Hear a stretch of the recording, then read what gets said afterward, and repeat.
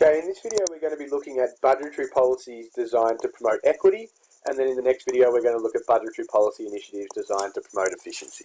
So when we're looking at budgetary policy, otherwise known as fiscal policy, it's what we refer to as changes in the level of taxation or spending by the government, and it's used to promote equity in a range of different ways. So the idea is that when the government manipulating the level of tax receipts or revenue they receive, as well as changes to their expenditure, they can have an overall impact on equity within society. So approximately $383 billion worth of revenue is collected by the government, mainly in the form of income tax, so personal income tax, company taxes, as well as $104 billion in indirect taxes like GST and excise taxes and things like that. The government can manipulate that revenue in different ways to try and promote equity within the budget. The government also spends around $450 billion on a whole range of different things like social security, health, education and transport, and that can also be manipulated to have an impact on equity. So in this video we're going to look at policies designed to promote equity, like progressive taxes, welfare benefits, subsidising goods, etc. In the next video we're going to look at policies mainly designed to promote efficiency. So here are some examples of different policies designed to promote equity, and you need to be aware of different policies designed to impact the different types of income. So when we're looking at market income, we're looking at policies designed to try and promote getting people into employment. Market income is about getting people into jobs so they can earn a higher market income before taxes and welfare. So that's about trying to give skills training, providing subsidies to hire unemployed people, and so on and so forth. Gross income is about trying to provide extra cash benefits to low-income earners, so not really about getting them into work per se, but about trying to increase their benefits. So that can include things like extra welfare benefits. Changing the pension will impact gross income. Means testing will impact people's gross income, will hurt some people because they'll lose access to those benefits. Disposable income is related to changes in taxes, so raising marginal tax rates, so people are paying more tax, making tax more progressive, increasing the tax-free threshold, all things related to people's income after tax. Social wage income is related to indirect benefits people receive, so making childcare more affordable, increasing or decreasing the cost of Medicare, providing public housing, providing more funding for education for children.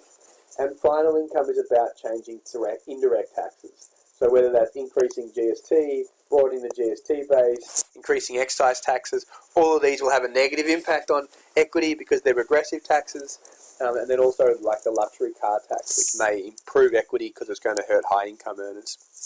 So in terms of budgetary policy measures to target equity, the government can implement a whole range of measures to try and tackle absolute poverty. So the first thing they can do is try and help the unemployed. So providing training and education. This basically you can provide general education, and that can be designed to try and promote efficiency or productivity, which will then hopefully help to keep costs of production down and then create jobs and boost international competitiveness for Australia. Because of the increased training and our increased international competitiveness, that should help to increase the demand for Australian goods and services and therefore create more employment in the long term. Other training policies, so that's just more direct training and how that helps to create jobs. But other training policies trying to reduce the incidence of hardcore and long-term unemployment, so like retraining or upskilling citizens that are on transfer incomes, so providing more unemployment benefits for low-income earners, trying to retrain and upskill workers so they can move from their low transfer incomes onto higher factor incomes. So training directly assisting low-income earners, those that are struggling to find employment, with the intention of getting them into work so that they can then generate a higher factor income. So some examples of training and education would be things like providing subsidies to young workers, so the youth employment package, which we've talked about in the past, providing up to $10,000 subsidies to employers to hire young workers to try and generate the skills that they need to try and be active members of the workforce. Parents Next, this was a policy designed to help people in disadvantaged communities, particularly Aboriginal communities, to try and give parents that are trying to get back into the workforce after having children access to certain skills. The government can also provide cash benefits, so providing low-income earners with unemployment benefits. That can include things like means testing, the age pension, youth allowance, family tax benefits. Means testing helps equity because it ensures that only low-income earners are getting access to these benefits. So Australia has a really supportive transfer system, including support for people with disabilities, the aged, war veterans, etc. So the idea of this is to try and improve the level of equity by giving more access to those with very little factor incomes to goods and services moving forward. Progressive taxation system is another way we promote equity. So basically you need to be able to define this properly, which means that higher incomes pay a higher percentage or a higher rate of tax. You can't just say they pay more tax, they pay a higher rate of tax compared to low income earners. And the idea of a progressive income tax is that most of the tax burden falls on high income earners. So the tax rate gets progressively higher. At the moment the highest rate is 45%. With low-income earners paying no tax if they earn less than $18,200. So you need to define a progressive tax system as a higher rate of tax the more you earn. These are the tax rates in Australia. You need to be able to work out how to calculate the amount of tax you need to pay from these thresholds. So a person earning $468,000 would pay $54,232 plus 45 cents for everything above $180,000. So they would end up paying 45 cents times 288,000, which is 468,000 minus 180,000. So they would end up paying $183,000 in tax. So you need to be able to work out how the progressive tax system works as well. If we did decide to switch to a proportional tax system, that would mean that the rate of tax stays the same regardless of how much income is earned. So you would pay 25% on every dollar earned, and that would make the distribution of income a lot less equitable. In terms of the company tax is a proportional tax. It's set at 30%, or it was. It's been reduced to 27.5% for some low-income businesses. And it's a tax set on all incomes made by larger companies with a turnover of above $10 million. Those with less than $10 million pay 27.5%.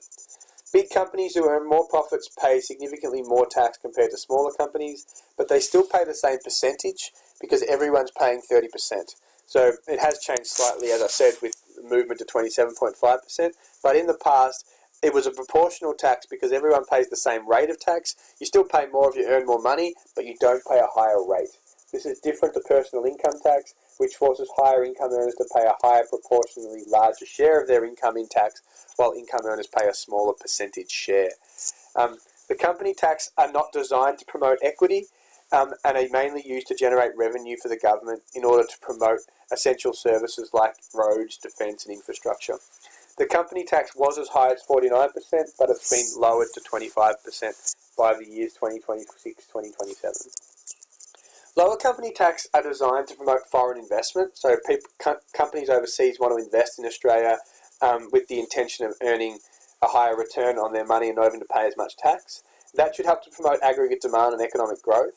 And the increase in economic growth should help create jobs and alleviate poverty. So there's an argument that lowering company tax rates can promote equity because they promote jobs and promote aggregate demand, because they promote not only foreign investment, but more investment by Australian companies, which then creates more jobs.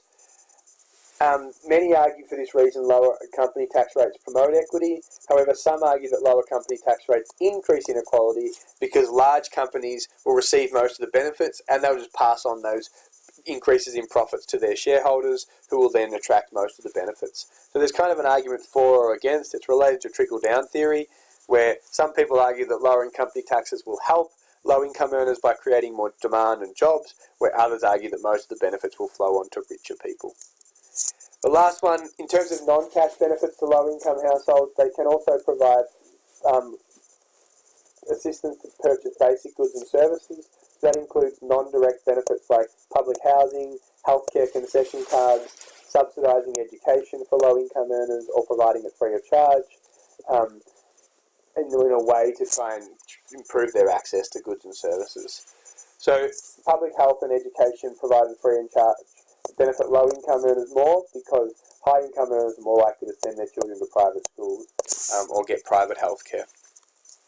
Exempting basic goods from the GST is another way to promote equity. So not putting GST on basic goods and services like fresh fruit, bread, milk can help low-income earners compared to high-income earners, and that's because GST has regressive impacts. So low-income earners pay a higher proportion of their income in tax. So allowing necessities like bread, milk, education and healthcare to be GST-free reduces the regressive nature of these taxes. Exempting these items also forces the government to collect more tax from other sources that may impact high and middle income earners. So the idea is to help equity by making these, getting these regressive taxes off essential items. Thank you.